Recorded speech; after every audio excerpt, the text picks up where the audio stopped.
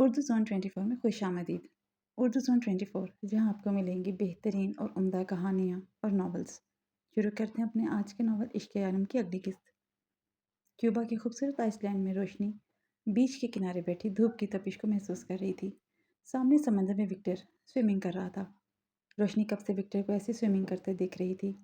थोड़ी देर बाद रोशनी अपनी जगह से उठी, ब्लैक टाइट ट्राउज़र और शर्ट के ऊपर पहना लॉन्ग सिल्क का गाउन उतारते हुए वह तपती रेत पर नज़ाकत से पाँव रखती हुई विक्टर के पास जा रही थी। विक्टर शॉर्ट पहने स्विमिंग में मसरूफ़ था। रोशनी ने आज पहली बार विक्टर को कभी शर्ट के बगैर देखा नहीं था।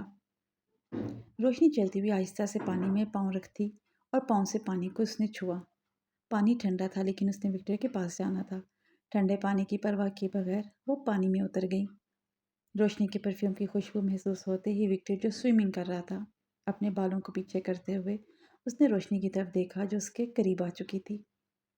रोशनी, तुम पानी में क्या कर रही हो? तुम्हें ठंड लग जाएगी। विक्टर ने रोशनी की तरफ देखा जो उसके बिल्कुल करीब आ चुकी थी।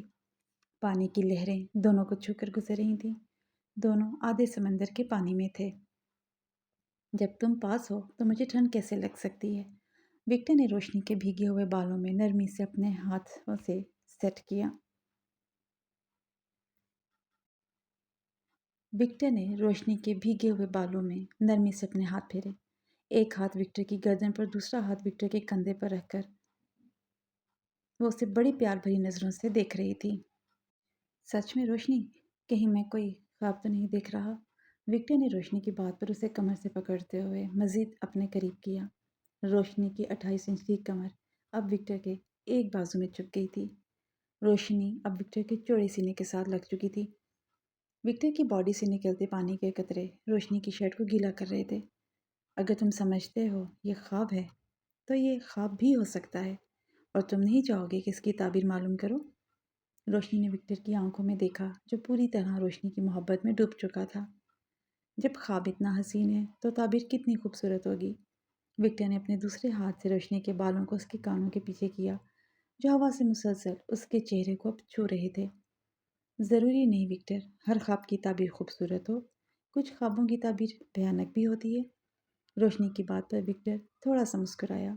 वो रोशनी के साथ इस पल को ख़राब नहीं करना चाहता था।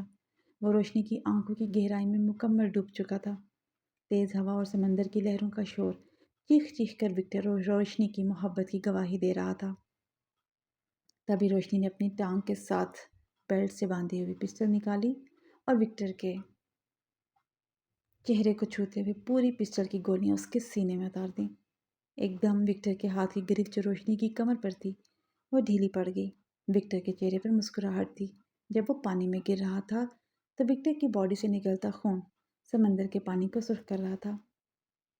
मैं तुमसे, विक्टर के मुंह से अल्फाज पूरे नहीं निकल पाए कि वो पानी में गिर गया। विक्टर को यूं मरता देखकर रोशनी ने जोर का कहकहा लगाया। सूरज गरूब हो रहा था और साथ ही विक्टर भी। मैंने विक्टर को मार दिया। मैंने विक्टर को मार दिया। मैं आज़ाद हूँ। विक्टर मर गया। रोशनी ख्वाब देखते हुए नींद में बड़बड़ा रही थी। तब साइड टेबल पर रखे मोबाइल फ़ोन पर बेल बजी और मोबाइल फ़ोन की स्क्रीन पर विक्टर का नाम चमक रहा था। बेल की आवाज़ पूरे कमरे में गूंज रही थी। रोशनी पसीने में डूबी हुई बड़बड़ा कर उठी। उसने जल्दी से अपने बिखरे बालों को समेटा। कल की और सुबह की थकन से उसका पूरा वजूद दर्द कर रहा था। मोबाइल फ़ोन पर मुसलसल विक्टर की कॉल्स आ रही थी। रोशनी अपना सर पकड़कर बैठ गई। काश ये ख्वाब ना होता रोशनी, और शायद मैं अभी भी ख्वाब में ही हूँ। रोशनी ने अपने बाजू पर चुटकी काटी। उसे तब यकीन आया कि वो ख्वाब में नहीं है। इतनी देर में विक्टर की कॉल बंद हो चुकी थी। रोशनी का ध्यान मोबाइल की तरफ फिर भी नहीं किया। उसने अपने ऊपर से कंबल को हटाया और अपनी लॉन्ग नाइटी के ऊपर गाउन की डोरियां बांधते हुए खिड़की की तरफ चली गई। खिड़की को खोलते ही बाहर से आने वाली सर्द हवा रोशनी को सुकून दे रही थी। उसने अपने गाल पर आराम से हाथ फेरा। अब चेहरे की सूजन काफ़ी कम हो गई थी। खिड़की के पास खड़े रोशनी की नज़र नीचे पार्किंग में बने हुए बेंच पर पड़ी जहाँ विक्टर बैठा हुआ था। रोशनी ने जल्दी से अपनी आंखें मलते हुए दोबारा देखा। वो विक्टर ही था। बालों को समेटकर पोनी की हुई थी, हमेशा की तरह की ड्रेसिंग की हुई थी, लेकिन वो सर झुकाए बैठा था। रोशनी जल्दी से अपने फ़ोन की तरफ लपकी। फ़ोन उठाते ही उसने जब ऑन किया तो उस पर विक्टर की कॉल आई हुई थी। रोशनी ने कॉल देखते हुए गर्दन मोड़कर खिड़की की तरफ देखा और चलती हुई खिड़की की तरफ आई। विक्टर अभी भी वहीं बैठा था। रोशनी ने विक्टर को कॉल मिलाई, लेकिन विक्टर ने फ़ोन नहीं उठाया। रोशनी को परेशानी होना शुरू हो गई कि अगर वो विक्टर है तो वो फ़ोन क्यों नहीं उठा रहा, और उसने तो फ़ोन निकाल कर भी नहीं देखा। रोशनी जल्दी से मुड़ी और गर्म शॉल अपने कंधों पर डालते हुए फ्लैट से बाहर आ गई। लिफ्ट में जाते हुए वो बार बार यही सोच रही थी कि विक्टर यहाँ इस वक्त उसके फ्लैट के सामने क्या कर रहा है। उसने एक बार फिर फ़ोन की तरफ देखा, लेकिन विक्टर की अब कॉल नहीं थी। लिफ्ट से बाहर निकलते वो पार्किंग की तरफ चली गई। विक्टर वहीं मौजूद था, उसी पोजीशन में। विक्टर, रोशनी ने विक्टर के पास आते उसे आवाज़ दी। रोशनी की आवाज़ पर विक्टर ने सर उठाकर रोशनी की तरफ देखने के बजाय उसकी नज़र रोशनी के गाल पर पड़ी, जो अभी भी कुछ सुर्ख था। तुम यहाँ क्या कर रहे हो? रोशनी ने साथ ही पूछ लिया। कुछ भी नहीं, बस अपना कोट लेने आया था जो तुम्हारे पास है। विक्टर ने टांग पर टांग रखते हुए दोनों बाजू बेंच पर फैलाते हुए रोशनी की तरफ देखा, जो इसी हैरत में खड़ी थी कि विक्टर सिर्फ अपना कोट लेने रात के इस वक्त आया है। तुम पागल हो क्या? कोट लेने इतनी सर्दी में आए हो? रोशनी को अपने कानों पर यकीन नहीं आ रहा था। बस मैं ऐसा ही हूँ, अपनी चीज़ों को अपने पास ही रखता हूँ। तो क्या मिल जाएगा कोट मुझे? सर्दी बहुत है, विक्टर ने फ़ौरन कोट लेने का कहा। रोशनी को समझ नहीं आ रही थी वो क्या कहे। इतनी रात को वो शख्स सर्दी की बात कर रहा था, जो समंदर के किनारे सिंगल शर्ट पहने चल रहा था, और अब उसे सर्दी लग रही है। ओके आ जाओ, रोशनी ये कहते हुए चल पड़ी।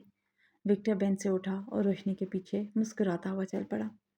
रोशनी ने अंदर फ्लैट में आते ही लाइट ऑन की और अलमारी से कोट निकाला, जो उसने आते ही अलमारी में रख दिया था। अब उसने कोट निकाल कर विक्टर की तरफ किया। ये लो अपना कोट। रोशनी ने कोट विक्टर की तरफ किया, जो कुर्सी पर बैठ चुका था। चाय नहीं पूछोगी? विक्टर ने कोट पकड़ते हुए रोशनी की तरफ देखा, जो विक्टर के इस रवैये पर शॉक्ड हो रही थी। जो शख्स शराब के अलावा दूसरी बात नहीं करता था, आज चाय का कह रहा है। रोशनी ने हैरत से विक्टर की तरफ देखा और बगैर कुछ कहे किचन की तरफ चली गई।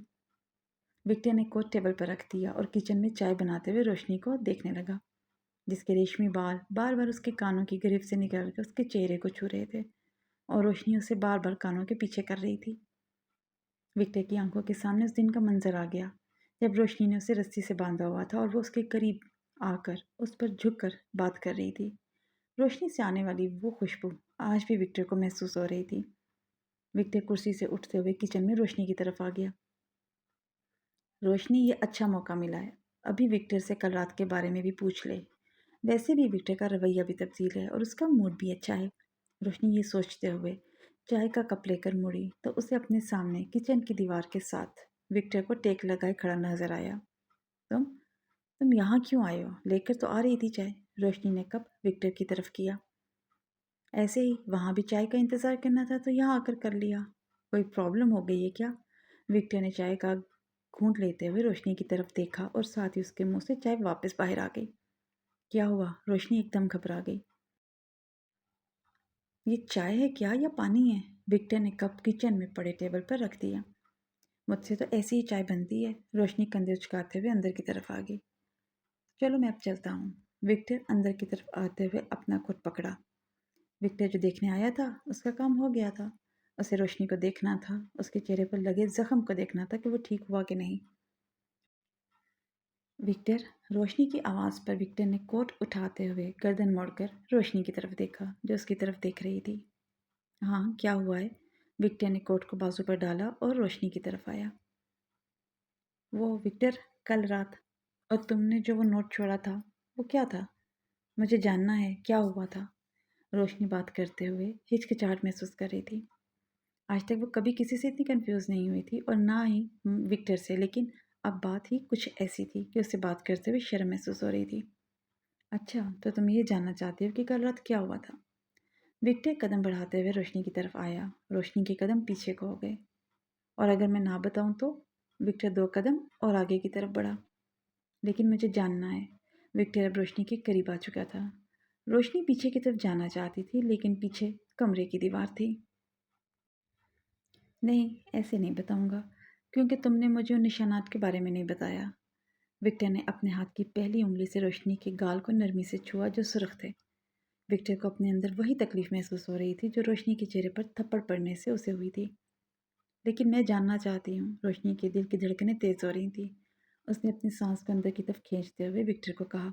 आज पहली बार किसी ने रोशनी को इतने प्यार से और नरमी से छुआ था। रोशनी बोल रही थी, लेकिन विक्टर की नज़र रोशनी के चेहरे पर थी। वो अपने दिमाग में इस थप्पड़ का बदला लेने का सोच रहा था जब रोशनी की दोबारा आवाज़ उसके कान में पड़ी। ठीक है, तो एक डील कर लेते हैं। विक्टर फ़ौरन रोशनी की बात की तरफ मुतवज्जो हुआ। मैं तुम्हें सब बता दूंगा, लेकिन तुम्हें मेरी बात माननी पड़ेगी। विक्टर ने रोशनी के रेशमी बालों को उसके कंधे से पीछे किया। वही खुशबू विक्टर को अपने शहर में गिरफ्तार कर रही थी। इससे पहले विक्टर रोशनी के सामने बेबस हो जाता और उसे सब बता देता, उसने फ़ौरन खुद पर कंट्रोल किया। ये तुम्हें मैं सुबह बताऊंगा। अगर मंजूर है तो फिर मुझे बता देना। विक्टर बात करते हुए उसकी नज़र रोशनी के ऊपर पहने हुए गाउन पर पड़ी, जो उसके कंधों से नीचे से रख रहा था, जिससे उसके अंदर की नाइटी नज़र आ रही थी। विक्टर उसे ठीक करने के लिए जैसे ही अपने हाथ रोशनी के कंधों पर लेकर गया, रोशनी एकदम घबरा गई। वो विक्टर का हाथ पीछे करने ही वाली थी कि विक्टर ने उसके सिर रखते हुए गाउन को पकड़ते हुए उसको ऊपर किया और गाउन की डोरियां जो खुल चुकी थी उसे दोबारा बांध दिया।